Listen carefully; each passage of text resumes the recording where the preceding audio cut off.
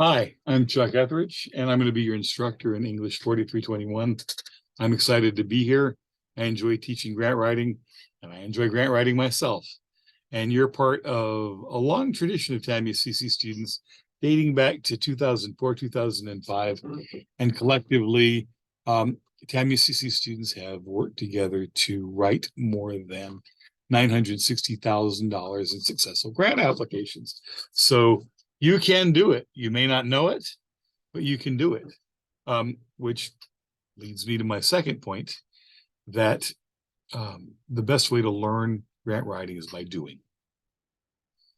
We could do lots of different things, but you'll learn to do by doing. I know that sounds a little bit scary, but you're going to write a grant, and then you're going to write another grant. So the first half of the class, we're going to work together as a group, and each of us will have specific roles to play, but we're going to work as a group to write grants for the food bank of the Coastal Bend to help them get more fruits and vegetables for the elderly people in the Coastal Bend, because there's great need for a lot of reasons, which we'll get into a little bit later. In the second half, you will choose an organization of your own. And I've got a list of suggested organizations, or you might have some you work with already. And then you write a grant by yourself. So you write two grants, one for the food bank and then one on your own. And that's the work of the course. You won't be alone. Because we got a big class, in the first half, we're actually going to write two grants. So I'm going to divide the class in half. And I'm going to call one half Team Green and the other half Team Blue. And each team will have several groups, and you'll be put into a group. And you'll have specific jobs and tasks. You won't write the whole grant, but you'll get to see and overview the entire grant writing process and write parts of what will become the final grant that we will complete and give to the food bank of the Coastal Bend around spring break, and they'll submit it. And in the second half of the semester, you'll be able to do it on your own. You'll have gone through the process once, and then with a lot of help and support from me, don't worry, I won't leave you hanging. You'll write your own grant on behalf of a real nonprofit agency, and they will submit that as well. So basically, that's the way the course is going to run. It's projects driven, meaning we do things regularly. In some ways, it's like a job. I realize it's online, but lots of jobs are remote and online anyway. And so you need to log in regularly, 3 to 4 times a week minimum. You need to meet deadlines, work with your group members, interact with me, and get things done so the work gets done, so our grants get submitted. That's the most important thing as well. So that's the way the class is going to go. We're going to write grants, and I'll show you a little bit more about the specifics, and I'll show you how the course is laid out. So I'm going to go ahead and get into Google. You should be able to see my screen fine. I'm going to type in bb9.tamucc.edu, which is the university's learning management software, or LMS. And if you've used Blackboard before, you'll probably notice it looks different from how it did last semester.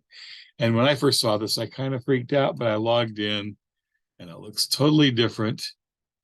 But once I got past the first couple of screens, I realized it looked pretty much the same as before. So you get into your courses. I'm going to have a lot more come up than you do, but we're going to get into grants and proposals. Now, just a quick note, some of us are honors students and some of us are straight up grant writing students.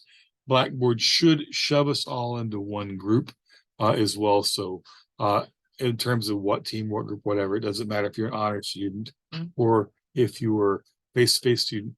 Honor students have a couple of little perks, but for the most part, the class is going to run as if we're all one big group as well. So again, I'm not going to run through every little thing, but here's the welcome. Here's the syllabus.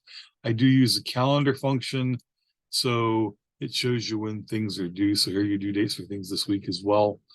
I have information about my text office hours, grant writing projects, that you might do for the different agencies as well.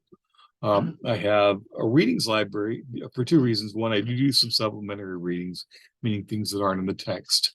The other thing is that, I hate to say it, but our campus store doesn't always come through. So for the first 3 weeks, I'm going to put the readings up from that are due. Doesn't mean you don't have to buy the textbook. I'm just trying to give it time for the books to come in on campus, or if you order from Amazon or some other service, time for your books to get here. After that, I won't do that as well.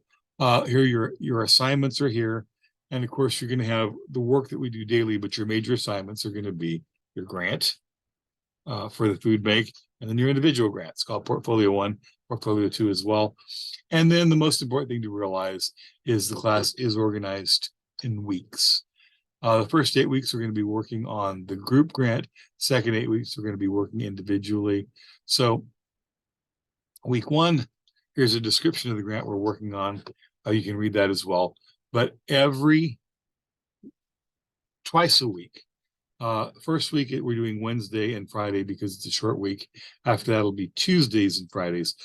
Twice a week, you'll have a big chunk of work due, and it should navigate always exactly the same way. There'll be a video or videos to watch. First week is the video you're watching right now as well. There'll be some readings, and there'll be some writing activities. And the writing activities will be, some of it will be learning about the grant writing process, and the others will be actually writing the grant as well. So basically, log in regularly. You watch, you read, you write. Watch these videos. I'll talk about the class and how to do these things as well. And ask a lot of questions. I'm delighted that you're here. Like I said, a lot of TAM UCC students have had a lot of success doing this as well. And if you ask anybody who's ever had me for the class, or for any class, I think they'll tell you I am a student-centered professor. I really like to see people succeed. And the best way I can do that is to have lines of communication. And again, I've got my office hours and phone number, email, all that stuff on my syllabus and in the Blackboard shell as well. But I'm excited about working with you. I look forward to reading your writing, and I look forward to taking this journey with you. So thanks for your time. Write well and keep in touch.